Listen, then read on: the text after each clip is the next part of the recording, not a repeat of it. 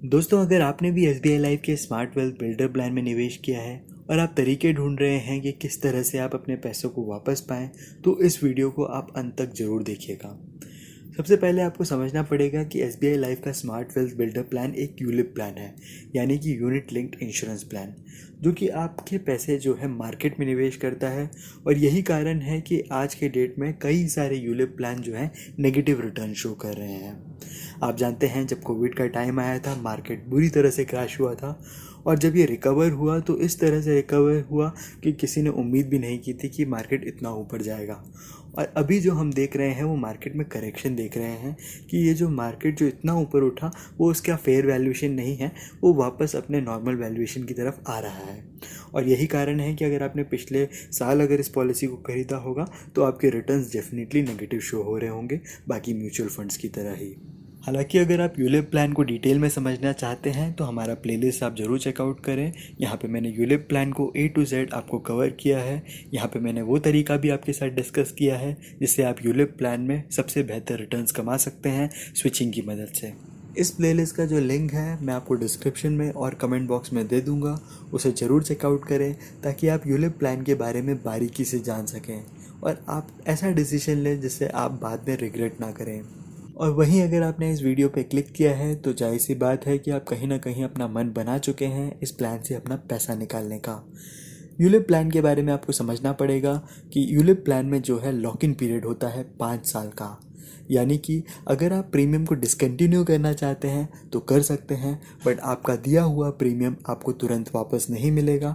5 साल की अवधि होती है जिसके बाद ही आपको ये प्रीमियम रिटर्न हो पाएगा।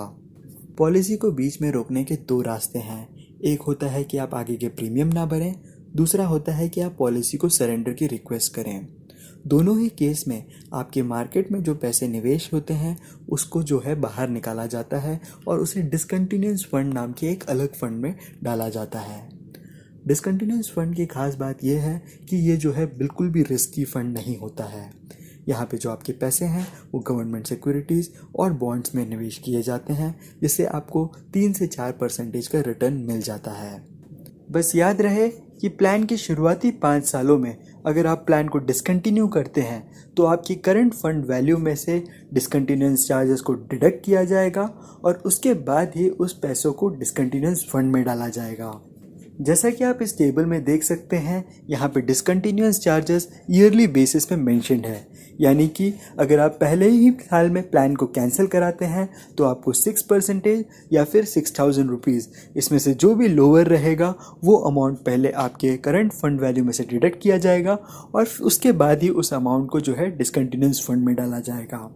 जैसा कि आप देख सकते हैं कि साल भर साल ये जो चार्जेस हैं वो कम होते चले जाते हैं और जैसे ही 5 साल ख़त्म हो जाते हैं उसके बाद जो है नील डिसकंटिन्यूएंस चार्ज लगता है, यानी कि पूरा का पूरा जो भी आपका फ़ंड वैल्यू रहेगा वो डायरेक्टली आप चाहे तो बाहर भी निकाल सकते हैं, नहीं तो फिर उसे डिसकंटिन्यूएंस फंड में डाल सकते हैं।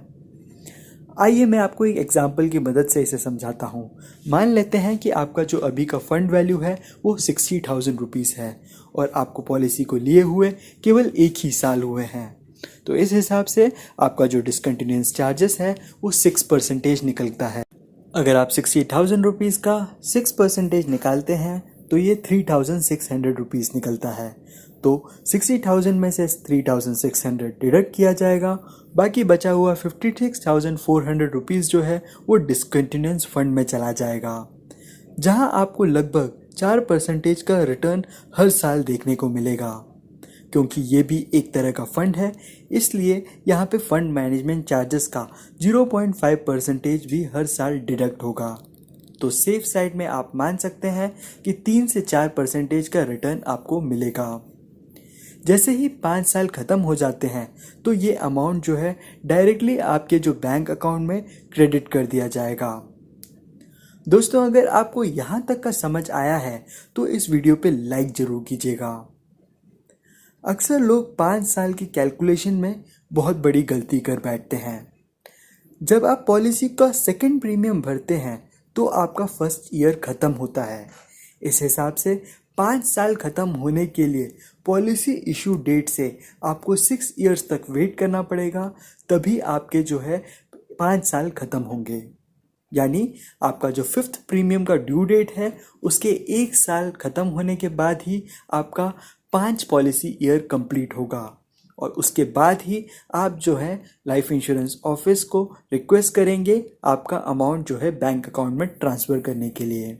मुझे यकीन है कि अब आप SBI लाइफ के स्मार्ट वेल्थ बिल्डर प्लान को कैंसिल करने का तरीका समझ गए होंगे। फिर भी अगर आपके कोई डाउट्स रह गए हों तो कमेंट में पूछें और कोई भी फाइनल डिसीजन लेने से पहले शुरुआत में रिकमेंड किया हुआ प्लेलिस्ट ज़रूर देख लें। मिलता हूँ आपसे अगले वीडियो में, तब तक के लिए जय हिंद जय भारत।